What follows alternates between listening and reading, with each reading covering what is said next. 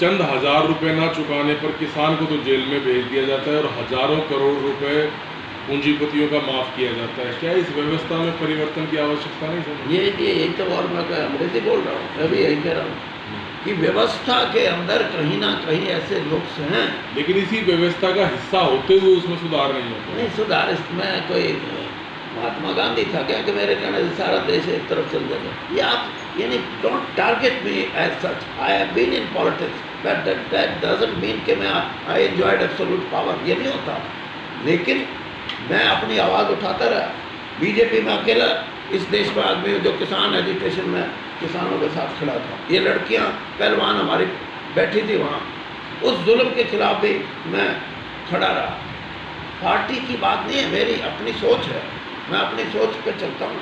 Party, और मैं ये भी कहता हूँ, आप जैसे पत्रकारों ने ये भी कहा कि ये तो अनुशासनहीनता मानेगी बीजेपी। मैंने कहा इस देश में कोई ऐसी पार्टी नहीं जो किसान की बात उठाने में ये कहेगी ये अनुशासनहीनता है। मैंने कहा फिर वो पार्टी कहीं समझो तो पार्टी वही तो नहीं भैया, कुछ तो ऊपर की सोच ले यार, कोई घोषणा नहीं। मैं ये कह रहा हूँ कि एक नई सोच है, मेरा एक लक्ष्य है कि हो सकता है इस कार्यक्रम से कुछ नई चीज़ें आएँ और उनका असर हमारी राजनीति पे पड़े, बीजेपी पे भी पड़े, कांग्रेस पे भी पड़े, चौटाला साहब बड़े की पे भी पड़े, छोटे चौटाला की पे भी पड़े, और मायावती जी की पार्टी है, आप पार्टी है, और भी कोई पार्टी है, उन पर पड़े। जैसे आपने वो तो लट तो इससे घटता है ना कि भीड़ का ही तो खेल है ये सारा। भीड़ हुई तो यही पार्टियाँ तो कहेंगी अरे यार वीरेंद्र सिंह से बात करो, बात तो बढ़िया करे, तो उसके हमारे भी कुछ मान ले। यानी मेरे ख्यालों को जो मैंने आप जैसे लोगों से इकट्ठे किए हैं, हमारी रैली का नाम भी यही है कि मेरी आवाज़ सुनो। वो आवाज़ तो मेरी है, लेकिन उसका जो इकट्ठा किया हुआ जो है ना, वो बहुत विद्वान और दूसरे लोगों से हमने बात की है, उनको भी बुलाया, वो भी अपनी बातें कहेंगे। तो एक नई सोच पैदा करने की बात है, और नई सोच पैदा करने में हो सकता है आप कामयाब भी हो जाएं, हो सकता है ना भी।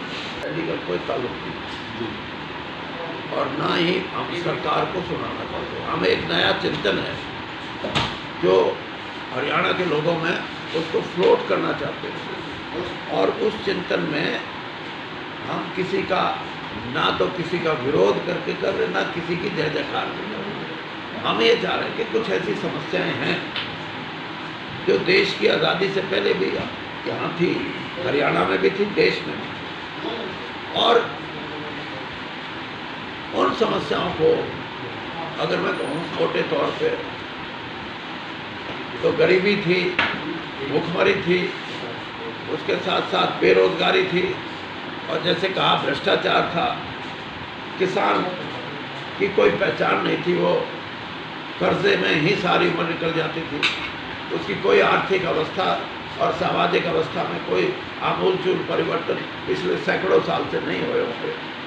और जो दलित समाज है, जो डिप्राइव्ड क्लास है, उसको सम्मानित करने के लिए, उसको सम्मानित का मतलब उसको भी सामाजिक रूप से ऊपर लाने के लिए जो प्रयास जरूरी होते हैं, वो उस ज़माने में तो था ही नहीं, लेकिन प्रयास संविधान के माध्यम से लगा लो, सरकारों की नीतियों के माध्यम से लगा लो, लेकिन वो सारी की सारी चीज़ें आज भी खड़ी हैं।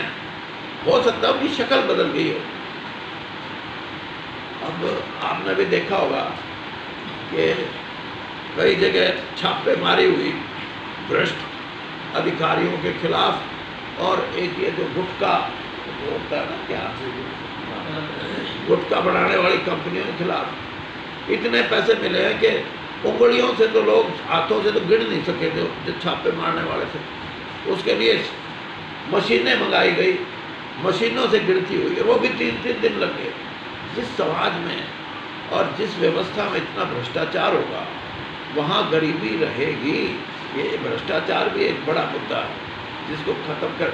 तो इन सारी बातों पे हमारे 76 साल की आज़ादी के बाद जो जो पार्टियां, राजनीतिक दल आए, जिन्होंने इन समस्याओं के निदान के बारे में कुछ ना कुछ अपने तरीके से काम किए, उनके प्रयास रहे लेकिन समस्याओं का पूरे तौर पे निराकरण नहीं हुआ। तो मैंने ये 2 तारीख की महात्मा गांधी जी के जन्मदिन पे और लाल बहादुर शास्त्री जी के जन्मदिन पे जींद में जो कार्यक्रम रखा है, ये राजनीति से ऊपर का कार्यक्रम है। इसलिए इसमें मैं संबोधन सरकार को नहीं, जो ये कह रहे हैं हम सरकार बनाएंगे उनको भी कह रहा हूँ, जिनकी सरकार लुट गई उनको भी कह रहा हूँ, जो अब बढ़ा रखी है उनको भी कह रहा हूँ कि भले लोगों कुछ ना कुछ ऐसी चीज़ें हैं जिनको हम नए सिरे से सोचें, नए समाधान के रूप में उनका निराकरण करें, तो हो सकता है कि कोई सामाजिक व्यवस्था में, चाहे वो आर्थिक व्यवस्था है, कोई सामाजिक है, उसमें बहुत बड़ा परिवर्तन आ सकता है। कभी महसूस करते हैं कि वो कमी रही, अगर वो चीज़ होती है आपके पास, कुर्सी होती है, अल्टीमेट पावर होती, तो हरियाणा में किसानों की हालत सुधरती? हर आदमी का यही ख्याल होता है। और मैं तो पहले तो रामविलास शर्मा की तो पूरी बात कह लेता हूँ। रामविलास शर्मा मेरे बाद कम से कम एक आदमी तो ऐसा अगर पूरा खुल कर नहीं तो कुछ तो स्पष्ट बात करता है। कल उनका बयान है आज के कि पत्रकारों ने पूछा कि ये वीरेंद्र सिंह तो देवीलाल जी की चौटाला ने जो रैली की थी उसमें गया, तो उसने कहा भाई उसको आमंत्रण किया था और वो गया, मैं इस बात का उनका समर्थक हूँ और मेरे को करते तो मैं भी जाता। तो कुछ ना कुछ तो यानी ये छोटी छोटी बातें।